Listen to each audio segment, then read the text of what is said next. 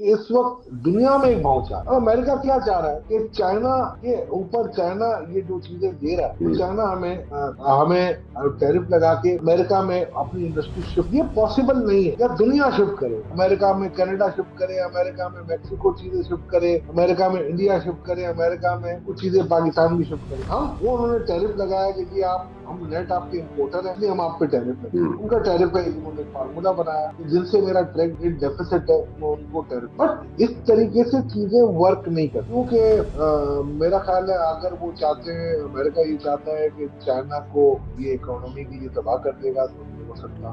वो समझते हैं कि कोई पीपल, वो जो अपना कम्युनिज्म में आपका जो एक क्लोज डोर सिस्टम है उसको आप ओवरकम कर जाएंगे तो ये Watch Federal Post. Bold and independent.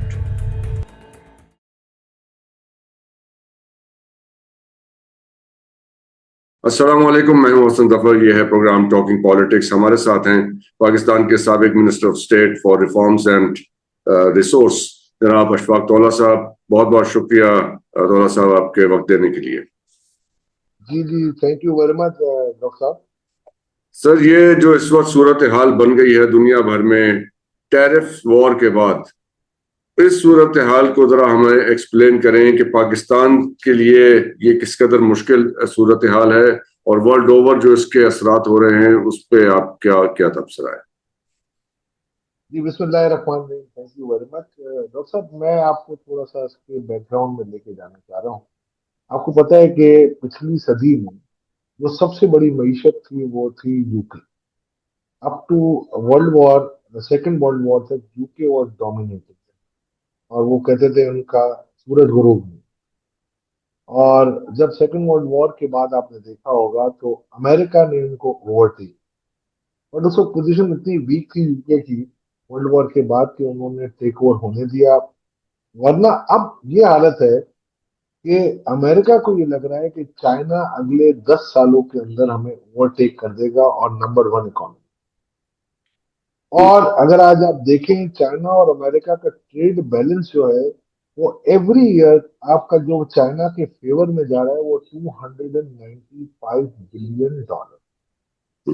अच्छा, आप अगर एक जायजा लें तो अब अमेरिका इस चीज को रियलाइज कर गया है कि China is emerging as number one economy of the future.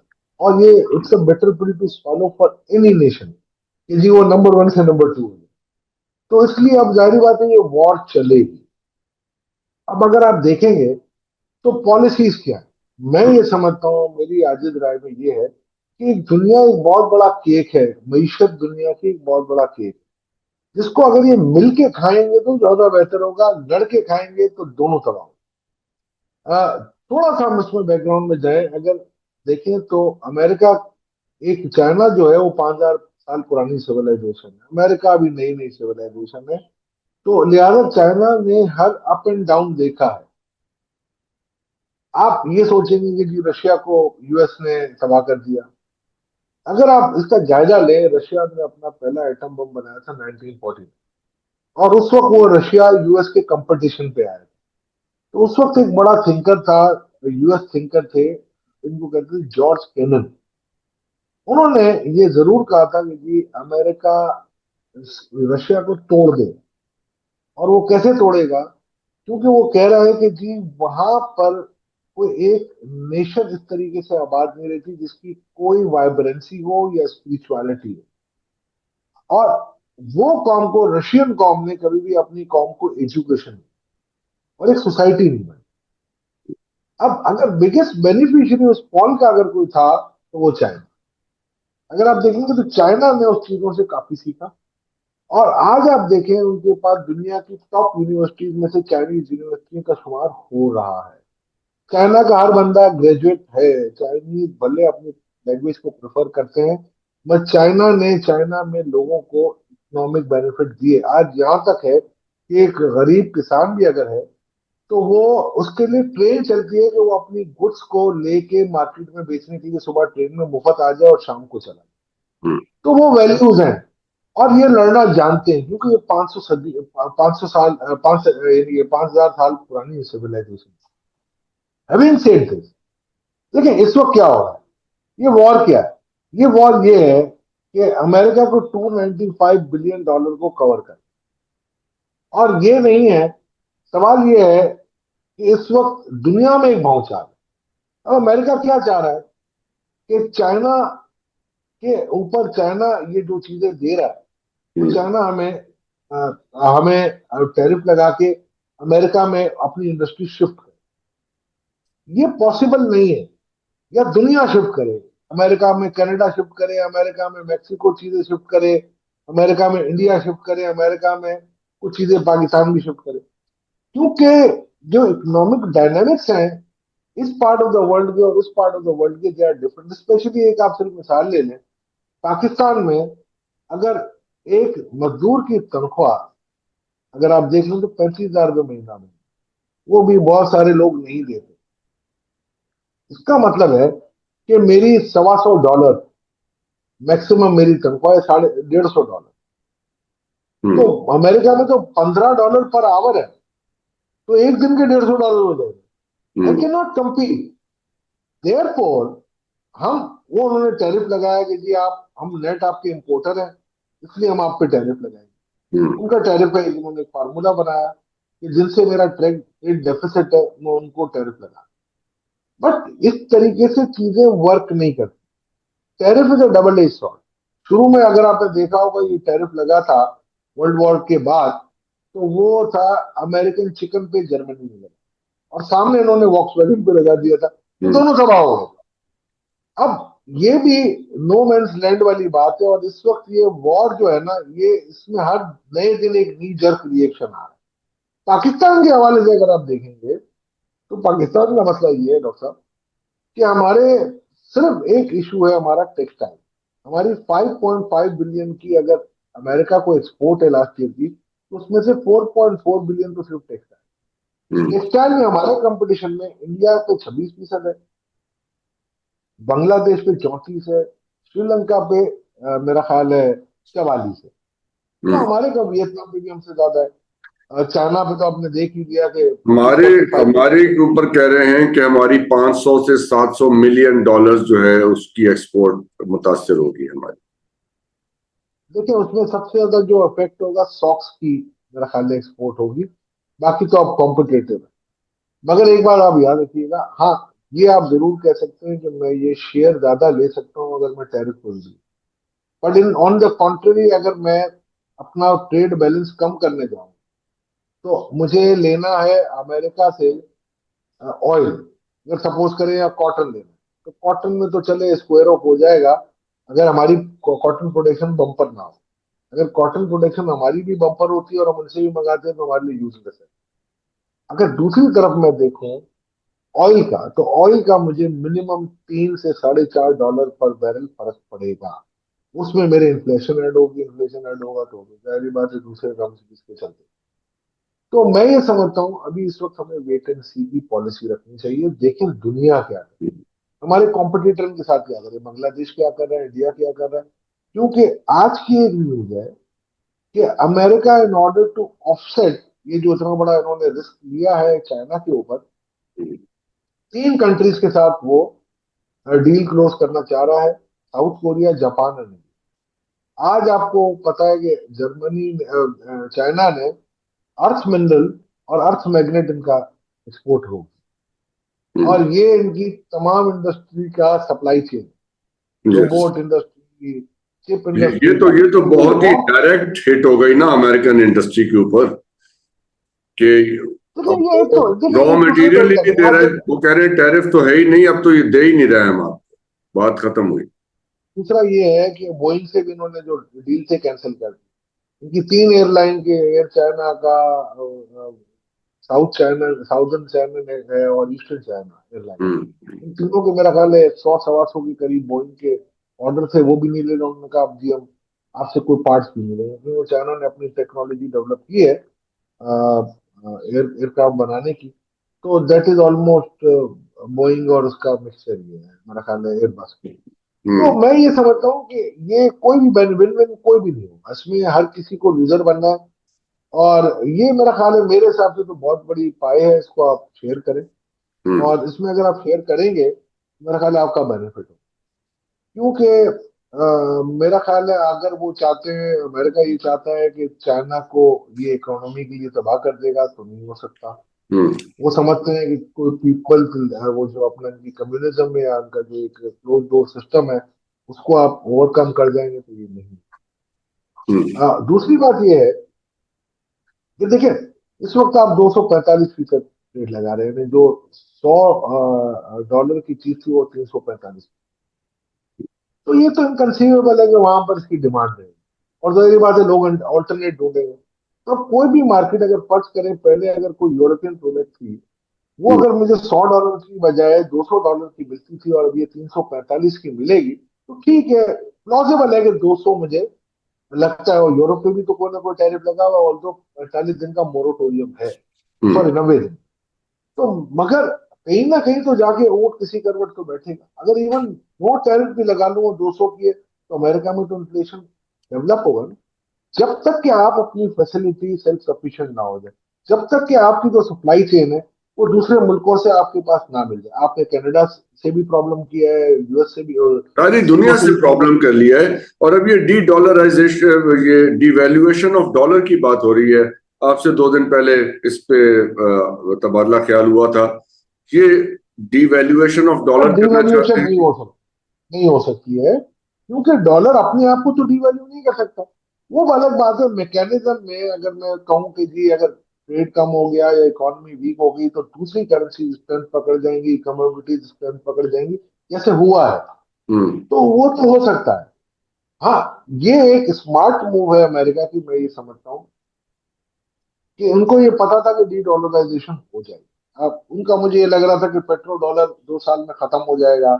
उनका, हमें ये लग रहा था कि ब्रिक्स की वजह से इनको एक बहुत बड़ा डेंट पड़ेगा, बिकॉज की 45% ऑफ द ट्रेड ब्रिक्स की वजह अगर हो जाती है, और अगर एक स्विफ्ट करेंसी बन जाती है इनकी कोई, और इलेक्ट्रॉनिक डिजिटली अगर कोई इलेक्ट्रॉनिक करेंसी बन जाती है, वर्चुअल करेंसी बन जाती है, तो डॉलर की जो इंपॉर्टेंस या इम्पेटस था, क्योंकि dollar consist of 59% of world currency reserve, वो हम्म शायद फर्क पड़ जाता। तो अब ये स्मार्ट मूव है कि जी अब दूसरी तरफ आप लगा दो लोगों को, और वो वहां पर इसको रोक के रखेंगे। तो ये भी मेरा ख्याल है कोई लॉन्ग टर्म नहीं हो सकता, मेरे इन माय। ये डॉलर पे, ये जो इस वक्त अमेरिका की एक सूरत हाल बनी है, जो इस वक्त उनकी मार्केट की स्टैंडिंग है, मार्केट्स उनकी क्रैश कर रही हैं, और ओवरऑल जो इस वक्त अमेरिका की सिचुएशन है, क्रेडिबिलिटी का भी क्वेश्चन खड़ा हो गया अमेरिका की। ये सारे फैक्टर्स मिल के डॉलर की अहमियत को कम नहीं करेंगे, आपको लगता है? चले, शॉर्ट टर्म में नहीं, लेकिन मीडियम या लॉन्ग टर्म में तो इफेक्ट होगा। और डॉलर उससे, अगर लोगों को ये लगना शुरू करता है कि भाई हमने अगर 10,000 या 10 लाख डॉलर रखे हुए हैं और वो डिवैल्यू हो जाएंगे, अब इसकी यानी जैसे पाकिस्तान में हमने सुना, हमें किसी ने अमेरिका में कहा कि जी पाकिस्तान में डॉलर 172 का हो जाएगा। अब अगर ये बात चली जाती है मार्केट में, तो जिन्होंने डॉलर रखे हुए हैं घरों में या कहीं पे भी रखे हुए हैं, वो बेचना शुरू कर देंगे धड़ाधड़। ना भी जाना होगा तो वो 150 पे आ जाएगा, इतना डॉलर मार्केट में आएगा। सो वो तो डिमांड देखिए सप्लाई अब के हिसाब से। मैं यकीन से कह सकता हूँ नहीं आएगा, मैं यकीन से कह सकता हूँ कोई नहीं बेचेगा। देखिए, इस वक्त एक बात याद रख लीजिएगा कि इतना ये आसानी से या जल्दी नहीं। देखिए, अभी नी जैक रिएक्शन आया, और आपने देखा होगा सारी नेशंस पलटी और उन्होंने कहा नहीं जी we want to have a deal, hmm except for China. कोई नहीं खड़ा था। और चाइनीज ने ये कहा कि 5,000 साल से हम चल रहे हैं और 5,000 साल चलते रहेंगे, आप फिक्र ना। ठीक है। हम्म अब ये देखें, ये जो है ना डिसरप्शन हुई है अमेरिका में चेंज ऑफ रिजीम के बाद। बट एक बात आप याद रखिएगा, अगर आप देखेंगे ना, ये चिप का स्कैंडल, या ये जो बाइडेन का भी अगर आप देखेंगे ना, तो यही वतीरा था। वो ये कह रहा था कि चाइना मेरे दौर में कभी नंबर वन नहीं हो सकता था, कि उनका दौर सिर्फ 4 साल होगा। और माहरीन की राय ये है कि ये 10 साल से पहले चाइना ओवरटेक नहीं करेगा। हम्म आज देखें एक और बड़ा, एक और ड्रास्टिक एक्शन, आपकी सिक्योरिटी एंड एक्सचेंज कमीशन जो यूएस का है, उसमें हम्म एटकिंस जब आ रहे हैं, मेरा ख्याल है जॉन एटकिंस आ रहे हैं जो चेयरमैन। और ये एक बयान दागा गया है अमेरिका की तरफ से, एसईसी की तरफ से, कि चाइना की 280 companies generally accepted accounting principle gap जिसको हम कहते हैं उसको कंप्लाई नहीं कर रहे। तो उनको वार्निंग दी गई थी, 3 साल का पहले टाइम दिया गया था और 2 साल का और टाइम दिया गया। तो उन्होंने नहीं कहा, तो वो ये कह रहे कि इनकी डीलिस्टिंग ना कर दे। अब वो डीलिस्टिंग का एक और बड़ा एक नया इशू छिड़ जाएगा। अब ये पूरी जो है ना वकिया उधड़ जाएगी पूरी। अब ये देखते हैं इसको, ये रेमेडी कंट्रोल कैसे होगी। मेरा ख्याल है डोनाल्ड ट्रंप साहब ये चाह रहे हैं कि चाइना आए और बैठ के ये बात करे कि हम आपसे लड़ नहीं सकते। चाइना ये नहीं करेगा जो मैं समझ लॉन्ग रन, क्योंकि चाइना अपनी मार्केट क्रिएट कर। देखिए एक बात याद रखिए, आज यूरोप को देखेंगे ना, यूरोप 3 डिफरेंट वेक्टर से चल रहा है। हम्म। एक चल रहा है अमेरिका पे उसका इंहिसार है उसकी डिफेंस, दूसरा उसकी एनर्जी का इंहिसार है रशिया, तीसरा उसका सारा इंडस्ट्रियल प्रोडक्ट का इंहिसार है चाइना पे। तो इतनी आसानी से रिप्लेसमेंट नहीं मिलेगी। ठीक है, जर्मन कार्स चाइना की में सेल 25% कम हो गई, अमेरिका में 25% कम हो गई है मर्सिडीज की सेल। सारी मिला भी लें तो जर्मन कार्स इस तरह नीचे चली गई। प्रेसिडेंट शी जिनपिंग जो है वो आसियान ममालिक का दौरा कर रहे हैं, 8 मुल्क जो हैं फार ईस्ट के। आज वो पहुंचे हैं मलेशिया में। अब वहां पे उन्होंने जाके कहा है कि हम अमेरिका से बेहतर ट्रेड पार्टनर हैं। तो देखिए अब मैं थोड़ी हिस्ट्री बता दूं। एक खाली ट्रेड वॉर नहीं चल रही, अब वहां उसके साथ एक रोबस्ट डिप्लोमेसी भी स्टार्ट हो गई है। और प्रेसिडेंट शी खुद अब दौरे पे तशरीफ लेके गए हैं, तो इसका इसका मतलब तो समझ में आता है कि अब जंग जो है एक और स्टेज पे आगे बढ़ी है। देखिए 67 में बनी थी आसियान। उस वक्त अगर आप देखेंगे ना, आप उठा लें, जो मेरी मेमोरी कहती है कि मैं तो बहुत बच्चा था, 2 साल का था उस वक्त। वो कहती है कि जी जो मेरे जो नॉलेज में है कि उस वक्त चाइना ने और रशिया ने कहा था कि ये प्रो अमेरिकन ऑर्गेनाइजेशन। और इसके बाद अगर आप देखेंगे तो China was the first country जिसने उसको फ्री ट्रेड एग्रीमेंट पूरे आसियान को दिया। यूएस ने नहीं दिया, ना यूरोप ने हाँ। दिया। और इसके बाद अगर आप देखें, आज यूरोप और मेरा ख्याल है अमेरिका का मिलके इनका जो ट्रेड है इनसे अपना आसियान कंट्री से, 475 बिलियन डॉलर है। अलोन चाइना का 975 बिलियन डॉलर है। तो आप सोच रहे हैं कि चाइना ने अपने, रशिया का ये था कि रशिया की हॉस्टेलिटी थी अपने सारे हमसायों के। हम्म। चाइना ने अपने दोस्त अपने हमसायों को फ्रेंड बना के रखा, मां सिवाय 1-2 कंट्रीज के इंक्लूडिंग इंडिया। मगर वो इंडिया से भी बना के रखना चाह रहे हैं अब, और कोशिश कर रहे हैं कि इंडिया को भी आए। बट इंडिया के मेरा ख्याल है ज्यादा इनके जो इंटरेस्ट होंगे वो ये होंगे कि जापान और कोरिया के साथ मिलके मेरा ख्याल है ये डिसरप्ट करें चाइना को और यूएस लॉबी में। But hmm. On the contrary इसके काफी और मसले हैं, क्योंकि इंडिया की भी बहुत सारी सप्लाई चेन लाइन जो है ना वो चाइना से, अगर वो चाइना ने उसको भी रोक और दिया अभी तो तो ये ज्यादा भी बेहतर। सुना है कि वहां पे धड़ाधड़ वीजे दिए जा रहे हैं इंडियन स्टूडेंट्स को, इंडियन बिजनेसमैन को। चाइना में कोई रुकावट नहीं है उनके वीजों के ऊपर, और बहुत सारे इंडियंस अब वहां जा रहे हैं। जब यहाँ पे ये आधा इंडिया देखो उठ के देखिए चाइना जा रहा है, सारी दुनिया अब चाइना की तरफ जा रही है, तो हमारी वजीर आजम साहब की टीम बेलारूस क्या करने गई? देखिए उसके तो मैं, बेलारूस का तो मुझे नहीं पता क्या करने की, मैं पूछ के बता दूंगा ये आपको। कुछ समझ में बट नहीं आ रही ये बात। नहीं, बेलारूस देखिए हमारे पास वो, चाइना तो हमारा फोर वेदर फ्रेंड है और हमेशा रहेगा इंशाल्लाह।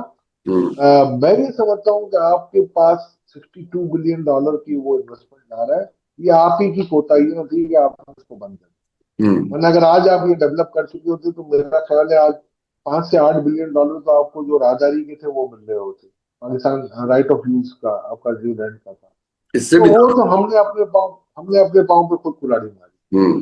100 ड्यूटियां आपकी 96 या 98 ड्यूटीज बननी थी, अदर इकोनॉमिक बेनिफिट जोन्स देते नहीं थे। बनाए, और कुछ नहीं बनाया आपने। कुछ नहीं आपने किया। सिर्फ पावर हाउसेज बना लिए और वो कुछ नहीं। चाइना के पैसों से ऑरेंज लाइन ट्रेन बना दी लाहौर में, 5 बिलियन वो तो डॉलर देखो वो नहीं सर, वो 1 या 1.5 बिलियन डॉलर की है। और वो जो थी वो पंजाब गवर्नमेंट और चाइना के दरमियान मुआहदा है, पंजाब गवर्नमेंट उसको अलग से पे करी। It has nothing to do with the CPEC. CPEC के सौदों में से एक सौदा था, जैसे और भी थे, सिल के भी हर कोल का है, ऐसी बात नहीं। बट उन्होंने किया, देखें आज बेनिफिट हो रहा है। अब आप खुद देख लें, जो मास ट्रांजिट की स्कीमें हैं उसमें आपको बेनिफिट था, है और रहेगा। और सिंध गवर्नमेंट भी जगह they are dying for such project. अब देखें, आज आप ये लॉन्ग टर्म होते हैं, ये इन्वेस्टमेंट प्रोजेक्ट होते हैं जिसकी जो फिजिबिलिटीज होती है ना, इस बात पे नहीं होती कि ये क्या कमा के देगा, ये लॉस भी कर सकता है, बट इसके कंसिक्वेंटल जो बेनिफिट होते हैं आपके देखें, 4 लाख कम्यूट कर रहे हैं अगर आज लाहौर में लोग मेट्रो बस या मेट्रो ट्रेन से, तो आप ये सोचिए कितनी गाड़ियां बचती हैं, कितना पेट्रोल बचता है, कितना आपका फॉरेन रिजर्व बचता है। अगर इसके अगेंस्ट आपको को सब्सिडाइज करना पड़ता है गवर्नमेंट को, तो ठीक है, कोई बात चलिए ठीक है, ये एक आर्ग्यूमेंट है। तो अब बहरहाल इस वक्त पाकिस्तान की जो एक्सपोर्ट्स हैं यूएसए को पाकिस्तान के लिए कोई आपको लगता है कि दूसरी मार्केट्स अवेलेबल हैं जहां पे पाकिस्तान ये चीजें अपनी बेच सकता है, ये जो गैप आ रहा है उसको पूरा किया जा सकता है? देखिए, आउट ऑफ अगर $20 बिलियन, अगर मैं टॉकिंग 4.5, दिस इज सब्सटेंशियल, हम्म। मैं नहीं समझता हूँ कि ये डाउन द ड्रेन चली गई। ऐसा तो नहीं है ना कि ये जीरो हो गई। हम्म।